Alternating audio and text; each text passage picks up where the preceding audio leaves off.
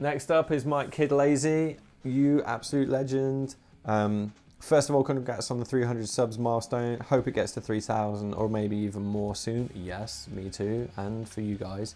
Here are my questions. Right, number one, how did you come up with the stage name of Moakalatte? I assume the first part has got something to do with your real name, but what about the other half of it? Well, you're totally right. The first part of it is part of my actual real name, and the rest of it comes from, I was working at Apple, and Moak was like my login for all the systems and things like that, right? So people used to just call me Moak. And then we figured out, or some bright spark at Apple figured out that Moak can rhyme with other words, like other parts of words. And the first one was Mozart instead of like Mozart. Mozart became my first like real nickname. And then we had other ones like Moakback Mountain, Moakalatte, Mokane, Mocha Pops, Mocha Dot, Remote Control was one of them as well. So yeah, I at one point I think I had like something crazy like 20 different names that people would call me, and I really liked Moakalatte. I think Mozart would have been a little bit like I'm trying to compare myself with, you know, a world famous legendary composer, which I'm not. So Moakalatte seemed like a cool nod to my earlier days and just a cool variation of my actual name. So that's where it comes from, and I chose it to do the YouTube channel back when I was starting that up, and it stuck really. So yeah, Moakalatte. Question 2, for how long have you been playing the guitar, and why did you pick up the guitar, this instrument in particular, and not something else? Well, I've been playing for about 14 or 15 years, and the guitar just seemed like the coolest instrument in the world. It still is the coolest instrument in the world. Second to probably nothing. The only other instrument that I would want to play would be the drums, but I'm not very good at different rhythms happening with 4 different parts of my body, so that wasn't going to work. I can handle 2 different rhythms, and that's why I'm going to stick to the guitar. I thank you, please. Question 3, do you play any other instruments besides the guitar? No. I can blag the bass, as most guitar players can. Interestingly, when we're tracking bass ideas at home, I actually use this bass, which is a left-handed bass that Billy uses, and I just turn it the other way around, like Hendrix style. So most of the bass that you hear on demos, not that you would ever hear our demos, but if you did, then that's played on this with me playing basically upside down. So I can blag the bass, but I also kind of had to figure out how to play a left-handed bass the right way around, or the right-handed way, which I thought was quite cool. Yeah, an interesting fact, when I was in high school, I played the steel drums for a little bit, and that was quite cool. We used to play When the Saints Go Marching In. Number 4, what are the most important aspects you take into account when getting a new guitar? Good question. I tend to know pretty much straight away whether I like a guitar or not. So if I pick up the guitar and I start playing and it just like doesn't feel right, then that's it. Doesn't matter what brand it is or what what price it is or anything like that. It'll feel good or it won't. Something will just feel right or it will feel wrong. So like the neck, the way it falls on me. So I take this for instance, you know, how the neck feels, the way that it sits, where the guitar controls are. And, you know, if I've got to mess around with something down here, or for me Les Pauls and certain guitars like that with the switch up here, I always hit them with my hands, so I can't have it on anything other than the bridge pickup, which to me kind of defeats the point. I used to play a Fender Jaguar for a while, but again, there's too many switches going on, it just confused me. So I wouldn't use it to its full potential. So it has to feel comfortable to me. And then things like, you know, tuning stability, how much the strings resonate when you're playing. But I think, in all honesty, I get that, like, yes, this is a wicked guitar, I need this guitar in my life, feeling pretty much straight away, even if it's not plugged into an amp or anything like that. And then when I do plug it in and it sounds better, I'm like, that. Whatever that is, that's what I want. I'm not really an advocate for like, oh, it's got to be this wood and it's got to be this thing and this whatever. Like, I'm not bothered. If it sounds good, then I'll play it. If it doesn't, then I'll try something else. So yeah, that's what I take into account when I try out new guitars, or even new gear actually. Number 5, this is a very good question. Yes, thank you so much for asking this question. Question is, like any instrumentalist, you probably have your own moments of frustration at times when, for example, you're trying to learn a new song which is a bit too hard to figure out. So what exactly do you do to overcome such moments? And is there any specific approach you have when you go back to learning that song in order to try to make the process a bit smoother and less frustrating? So somewhat of a long question, but basically, what do you do when parts are hard that you want to try and play or figure out? And is there anything that you do in particular when you go back to learning that part to make it easier? Yes. It's the first part, probably have some moments of frustration, yeah, like every week. The first thing I do is just stop and realise that this is hard. It's going to take some time. And then I try to break it down as much as I can, so that might be like half a bar, slowed down in Logic, which is a way that I like to figure out difficult guitar parts and make sure that I've got them right. And I just keep on trying to play it basically. But some things that I bear in mind, that I've realised about myself, is that I need to be fed and I need to be watered and not tired and not angry about anything and not try to force myself to do it. So if I'm, good thing to remember, HALT, H-A-L-T. If I'm hungry, angry, late or tired, there's no way that I'm going to be able to figure out a difficult guitar part. It's just not going to happen. And what I mean by that, like if I'm literally hungry, then I can't concentrate on anything else. If I'm angry about something, or I'm angry about the fact that I can't figure this guitar part out, I will literally take a break and go chill out somewhere. Whatever that is for you to do, that's what I would recommend. If you're late, and how I mean late in this sense is, let's say for instance I'm on a time scale to deliver a guitar part to a producer I work with in Italy, or the band, or for a video, right? For a YouTube video. That can, like, that whole running late and behind schedule kind of feeling can overcome you wanting to actually play it. So I try not to think too much about that. I'll not look at clocks or my watch or my phone or anything like that. I'll just work at it and get to where I can get to, and then if I don't get it done on time, then that's okay, because I'd rather get it done right than rush through it. I mentioned this in an earlier question, and I said that I was going to go into more detail on it, but I have this thing that I do where I'm not allowed to carry on until I've done something right. So if it's an exercise that I'm just playing, or if I'm practicing a set, then I've got to play it through perfect before I can not play it anymore. So if I've got something to do, then it's got to wait until I've played it right. Otherwise I feel like I failed. And in this case, what I do is I'll load up the track in Logic and I'll figure out a part, and then I'll speed it up. And I don't start too slow, because that can affect your way of playing the part. So if you figure it out too slow, and let's say for instance you're like alternate picking the entire thing, but then when you get it to speed, the guy's actually legato playing it because it's too quick, then you've got to relearn the same guitar part, and it makes it even harder to remember and to play. So I start at maybe like 20% slower than what the track is, and I'll move up in either 5 or 10% increments. But I'll only move up if I've been able to play the part perfect 5 times in a row. So the loop goes around 5 times. And that's not just for one bar. Like, I'll do it, once I've figured out the whole intro guitar part, I'll do the whole intro. And then I'll figure out the verse, so I'll play intro to verse. And then I'll figure out, you know, the pre-chorus and then the chorus, and I'll stitch it all together and be constantly forcing my fingers and my brain to remember intro, verse, pre-chorus, and it'll be intro, verse, pre-chorus, chorus, intro, verse, pre-chorus, chorus, breakdown, and so on. But I won't carry on, I won't move on to the other bit unless I've got that part down and I can play it perfectly 5 times.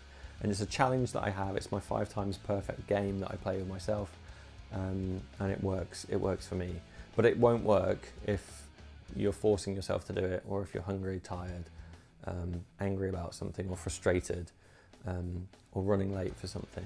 You just take the pressure off yourself, is what I would say. You know, don't worry about it. You know, this is supposed to be fun. This is a fun instrument. We all picked up the guitar because it's cool and it's fun and we enjoy it, right? So if that starts to, you know, not happen, then take a moment, you know, go take a break, figure out why you want to play again, and then use that as the way, like the mindset to have to go into the approach when you go back to it. Another question, kind of similar, one more question. Have you ever been in a situation where you had to write a song or at least a guitar riff, but you felt completely uninspired? Yes. If yes, yes. What do you do to overcome such moments? Do you force yourself to keep writing even though the results just sound bad to you? Or do you just give up and wait for the inspiration to come? Well, Mike, this happens a lot for me. Again, I made some notes on this one, so I'm just going to read through. Let's say, for instance, like right now, right? It's 20 past midnight and I want to do this video so I can get it out on time for right now when you're watching it. If I'm not in the zone, if I'm not like ready to do this mentally, then it feels really hard. And it's not just videos, it's like guitar parts, as you said, writing songs, finishing riffs, mixing a song. Like, I've got to be in the right headspace to do it. And sometimes it really is hard. Sometimes it can be that I just try to do it anyway, and I get excited by something that I've done, or I'll turn my speakers up really loud and listen to it and be like, yes, this is a banging song, and you know, it's a wicked guitar part. My inspiration comes from, yes, I need to do this, or yes, I've got to finish this mix because it's inspiring me to get it done. But I can't force creativity. I don't think anyone really can. If you can, then, you know, fair play to you. For me, Steve Vai talks about this, and it sounds a little bit kind of, you know, out there, but he says it's got to, like, you got to channel what it is that you're hearing, right? So if you're frustrated by something, or you don't, your head is saying that doesn't sound right, it's not very good, or you've got to get it done right now, or it needs to be creative, or whatever it is that's like making it feel frustrating, then how can that creativity flow? It can't, right? You're trying to force it to happen. But it does come and go. When I'm in that flow and I'm in the zone, it's such a great feeling. And I'm sure that you've had it before as well. It happens a lot when I'm in the rehearsal room as opposed to when I'm here writing stuff on my own. And I think that's because I can hear the guitar properly through like a big loud amp. And I'll be inspired by the way that a guitar sounds, or an effect sounds when I'm stood in a certain place, or the drummer playing something, you know, is just like jamming something. And I'm like, yes, I've got a riff. I can hear a riff. Let me figure it out, and then I go from there. Other times I've sat at home and I've vamped a drum part and made a really cool riff from it, but it's because I'm inspired by something in the first place. If that inspiration's not there, then I do find it really hard to make something happen. And there's so many, I can't even tell you, like there's so many ideas that I've got on my laptop where they're like 5 years old and I just haven't finished them because I'm not inspired, because I've forced myself to try and do it. If I try to force it, it often sounds really bad. Give yourself some time, take the pressure off. You don't need to get it done right now. Like, life will go on. Don't worry about it. It's okay. But thanks very much, Mike, for your questions. This one comes from Ramco91, legend, Rami, my man. I take iPad. That was an in-joke. I'm not taking the piss out of him. Congrats on the 300. Also, they made a movie about your subscribers. No, yes, they did. This is Sparta. Dead or alive, if you had a chance to jump on the stage and play a song with someone, a group or an individual, who would it be? Oh my God, there's so many to choose from with that question, but, and this is not because I've seen Bohemian Rhapsody lately, but I would have to say Freddie Mercury. If I could be in Queen with Freddie Mercury, like back in the day, Could you imagine how sick that would be? Like playing Bohemian Rhapsody at Live Aid with Freddie Mercury. It's like best band of all time, you know, and playing with amazing players, you know. I've met Brian May, he's a really nice guy, he's a great guitar player, but for this question I wouldn't want him in the band. I would want to be in the band, and just to be able to not even just to say that I've played with Freddie Mercury, but just to be like, yeah, I've experienced that amazing genius that was Freddie Mercury. Yeah, that's what I play with. Thanks, dude, for your question. David.1886_. This comes in from our Instagram channel. Thank you very much. Would you rather earn lots of money in a band that always uses playback, so I mime, or earn very little money in a band without playing? He thinks these questions are hard. Yeah, they are. You know what? Yes, I'd do both. So I'd do the playback gig to earn the money so that I could do the non-playback gig. So I'd mime with whoever it is so that I could invest in the time and the studio space and the gear that I would need to do the non-playback one. So basically I'd do a Charlie Simpson. I'd be in Busted for 10 years, playing songs that I don't really want to play, potentially miming stuff, playing gigs that I'm not really bothered about, and, you know, being a brand.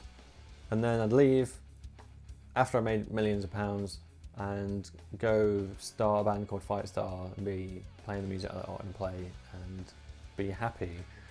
Yeah. To be honest, I think the whole playback, like miming gigs, you know, playing with whoever, sell out, all that kind of stuff is fine. But just remember that most of the people that are complaining about people going, oh my God, he's not even playing the guitar. You're sat at home watching this guitarist get paid money for not even playing. Like, he's just there with a guitar. It's like an easy gig, right? You're not even playing anything. You've just got to look cool. Why would you not take 500 quid for doing that one time at a gig? I would. Hell yeah, I would. I gotta eat. I gotta pay rent. I gotta pay mortgage. I gotta pay for gear. Nobody else is giving me money, especially not for standing there pretending to do something. God, that's like saying you want to pretend to sit in a car and we're gonna play back some video footage of, you know, the Stig or Ken Block, and you just got to pretend it's you. Yeah, all right then. It's like super easy. Of course I'm gonna do that. But creatively, I'd want to be able to like channel that part of it as well. But I'd do the gig, you know, get some money, get some experience, get some exposure, make a brand, and then do whatever it is that I wanted to do. Yes. Dan M. Hicks, the legend, the Rev. Again, somebody else that was in the PRS video, along with Mike. I'm sorry that I forgot Mike. Yes, you were in there as well with a mask. Really, this is a super, super important question, and I really want to know what you think of this. Like, so seriously, get ready on the comment section, because I want to know your answer to this question. The question is, would you rather have a finger for a penis or penises for fingers? Thanks so much for asking that question, dude. All right, let me think about this. Penises for fingers. That'd be hard to play, right? Because, you know, they don't have knuckles, penises. At least the last time I checked, it doesn't.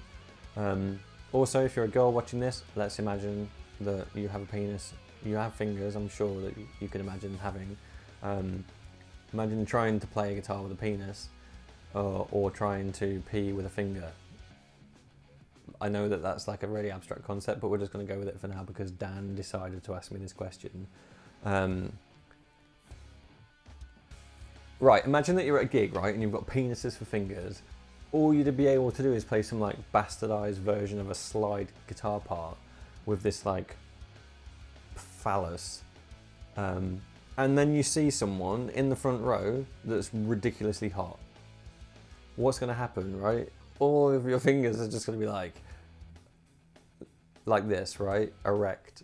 And, you know, you can't play any chords or anything. It's just, your hands are just going to be like that. And what you're gonna do, just stand there like not playing anything, miming, I suppose you could do, until they leave, and you know, it goes back to like normal. And also, for the guys out there, I know that you know this, right? When I'm not looking at a hot person, I can't really do that much with my penis, right? So I'm not gonna be able to play guitar at all. So I think I'd have fingers for fingers and a finger for a penis, because I mean, I like having a penis, but you could be a wicked thief, actually. I mean, imagine like you've got like something that's like that, right? Poking through your fly, your zipper. You know, you could just like walk up to, you know, your corner shop or your like 7-Eleven or whatever, and just go up to the shelf where there's all the chocolate bars and just like sneakily grab something. It just goes back into your pants. And yeah, some guitar shops have got pedals at like that kind of height. I reckon you could probably like, I don't know, grab one of those maybe, depending on how long the finger is. Is it Steve Vai length finger, or is it like child finger? I mean, that's just getting weird now because of where the placement is and what it's replacing. Yeah, good question, dude. But I think I'm gonna have to go with the ability to play the guitar and do some magic with my fingers and be a thief. But yeah, let me know. This is probably, out of all of the questions, this is the one that I really want to know what your thoughts are down at the bottom. Thank you so much for your questions. If you've got any other questions about the questions that you asked and the answers that I gave you additional things to think about, that's then meant that you've got another question, then hit me up in the comment section below. If we get lots more questions, then I'll do this again and carry on chatting more absolute crap. But until next time, peace.